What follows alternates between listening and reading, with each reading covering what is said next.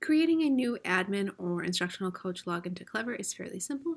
First of all, you want to click on the link that's in the training document. That'll bring you to this page. When you arrive here, you want to scroll to click here, next, new to Springboard, and then choose your role, so admin or instructional coach, and you would enter the code. This code is also identified in your training document. Next, you need to fill in your information. I already created one for Wendy, so I'm going to create one for Brian here.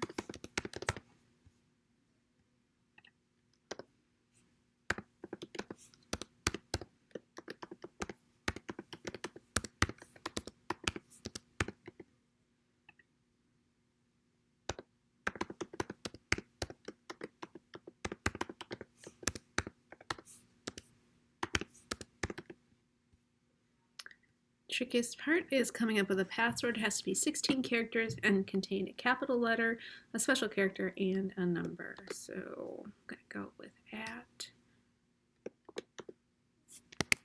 West Wolverines 1.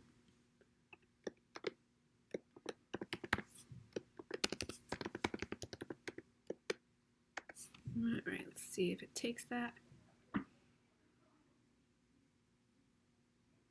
Now I'm logged into the resource. So if you want, when you come in here, you can click on the Getting Started tutorial, and it'll take you through some basics. But I'm just going to show you, now that you've arrived into the portal, where you can take a look at the curricular resources. So unfortunately, the admin and the instructional coaches do not get to see actual classes, but what you do have access to is that sample class.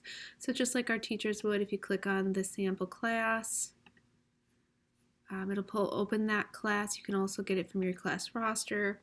This is where you would click if you were wanting to add ebooks, course ebooks to the class. And let's just check here, course ebooks. And you can see that since you will have the sample class, you have each of the 4 series of resources added to your profile already. So you can see that 9, 10, 11, and 12 have all been assigned to this class. Now, to access these resources, you want to hover over the large Springboard English Language Arts English 1 icon up here, and if you click on the arrow right next to it, it lets you know which resource you're looking at right now. So if I clicked this one right here, it's going to say, okay, there it is. I click on the ebook, and now it's going to open up my functionality tools. So I know that I am in that 9th grade level. I can now click on the table of contents, and here's where I have the kind of just information or the resource broken out by heading.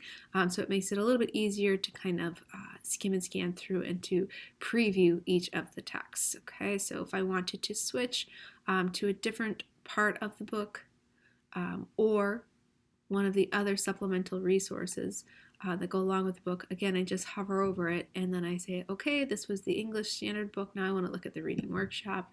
I can click on the reading workshop, and same thing, now I have the table of contents, and I can go here and see what activities are all designed there.